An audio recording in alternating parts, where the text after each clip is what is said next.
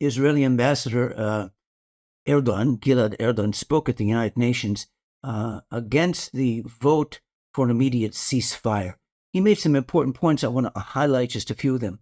One, he talked about the ceasefire, and he said, look, we already had a ceasefire with Hamas, and they broke it on October 7th. They were the one it came with a full planned invasion. So the idea of asking Israel for a ceasefire now when it was broken by Hamas didn't make sense. The second thing was he called it a humanitarian.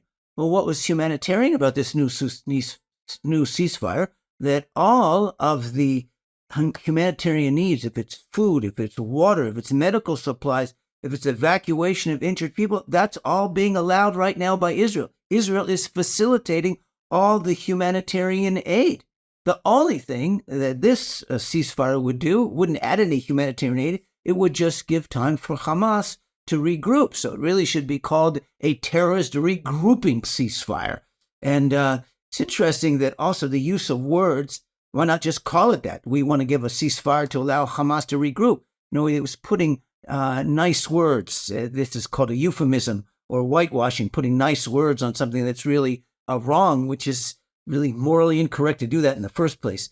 An example of humanitarian aid, if people are looking for that, is up until this day, that the Red Cross forces have not been allowed to come in and examine the Israeli hostages. That's the first level of the most basic humanitarian rights there are, and that's being refused. Why isn't any pressure being put to that? Another thing is that there's 132 Israeli hostages still being held and tortured by Hamas. So if you want a humanitarian ceasefire that doesn't include releasing them, then it's really an anti-humanitarian ceasefire. What is this all about? You also mentioned that from Israel's viewpoint, if to have a ceasefire, the war could be ended tomorrow. Just two things. Hamas has to surrender and the hostages have to be returned. That's all Israel's looking for. We're not looking for anybody else to get hurt. Those two things has to happen.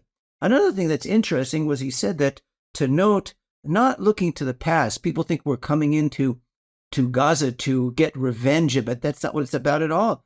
It's got nothing to do with the past. It has to do with the future.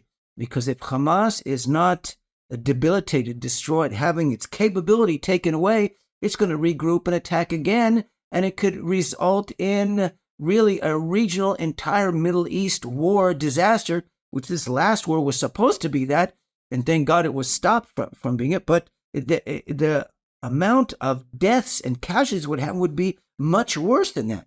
Even to this day, there have been over 11,000 missiles fired into Israel from Gaza.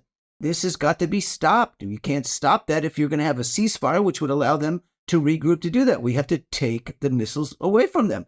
That's how we have to do it. Now, the last thing is this, and that is that if the UN should pass a resolution that would allow Hamas, or do it in another form, allow Hamas to regroup and to regather their forces, or in any other name in a different situation, which would mean the mass annihilation and genocide of the Jewish people here in Israel, it's not going to happen. It doesn't matter if the United Nations votes for it. It doesn't matter if any of the world forces do. There's no international pressure that is going to cause Israel to commit mass suicide. We have a right to defend our own existence.